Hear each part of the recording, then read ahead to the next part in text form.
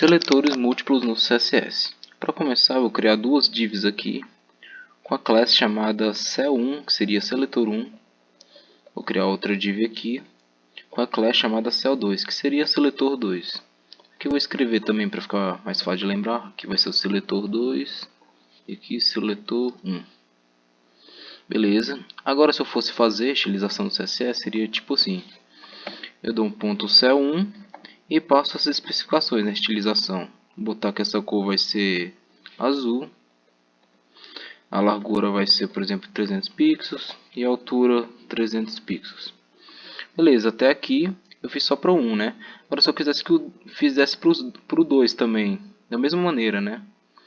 Tanto o 2 quanto o 1 vai ter as mesmas estilizações. Aqui azul, aqui largura. Aí eu teria que fazer cel2, background azul, width 300 pixels, altura 300 pixels.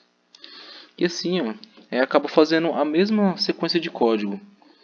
Então, para evitar que eu fique reescrevendo todo o código, né, se eu quisesse que essa minha outra classe também fosse da mesma forma, para evitar que eu fique escrevendo todo o código, bastaria utilizar a seleção múltipla, que é da seguinte maneira. Basta eu, nesse mesmo trecho de código, eu colocar uma vírgula e colocar o cel2. Vou dar um ponto cel2, que é a classe, vou apagar isso daqui e vai me fazer funcionar da mesma forma. Tanto a estilização do cel1 quanto do cel2 vai ter a cor de fundo azul, a largura 300 e a altura 300 pixels. E se eu quisesse para mais, bastaria eu botar uma vírgula aqui e colocar as outras tags, ou tags, ou IDs, ou classes. Coloco outra coisa que for, por exemplo aqui colocaria um ID, não sei o que, alguma coisa. Mas como só estou fazendo para essas duas, deixar assim.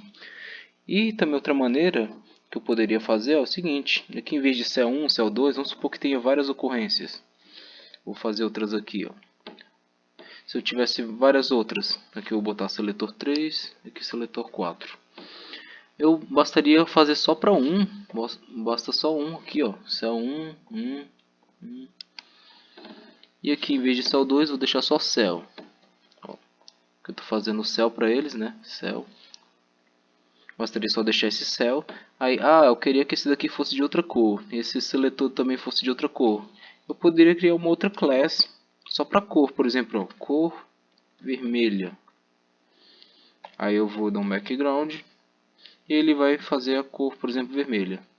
Eu vou botar um outro aqui também, ó, cor verde. Vou dar um background e criar a cor verde. Ou seja, eu poderia utilizar dentro dessa minha classe aqui também outra classe. Eu já tenho a classe cel. Agora eu vou botar, por exemplo, no seletor 2 a cor vermelha. E agora o seletor 2 tem a cor vermelha. Eu vou fazer aqui para o 3, ó, cor verde. Agora o seletor 3 tem a cor verde. Ou seja, ele fez a combinação tanto do cel quanto da cor vermelha. Pode perceber que, por exemplo, no cel, que está especificando a largura de 300 pixels e a altura 300 pixels. Aí, como eu não defini nenhuma largura para essa cor vermelha e verde, ele vai pegar do cel. Ele vai misturar os dois, ó, a classe do cel com a outra classe, que é a cor vermelha ou cor verde. E se eu quisesse que aqui fosse largura diferente nessa minha classe que eu chamei de cor vermelha, bastaria mudar aqui, ó, width de, vamos supor, 400 pixels. Agora, ó, ele vai, como não especifiquei a altura, ele vai permanecer a altura de 300, mas a largura ficou 400 pixels aqui. Ele vai pegar pela última ocorrência. Por exemplo, aqui o cel foi a primeira, como essa daqui é a última linha, ele vai pegar por essa cor vermelha aqui, ó. Ele vai fazer com que esse daqui seja o principal, o mais importante. Ou se eu quiser dar uma importância para ele, bastaria eu utilizar essa exclamação e dar importante.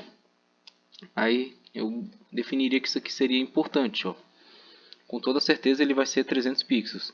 Mesmo que eu faça modificação no outro, eu dando essa exclamação importante, vou fazer com que isso daqui vai ser o mais importante, principal.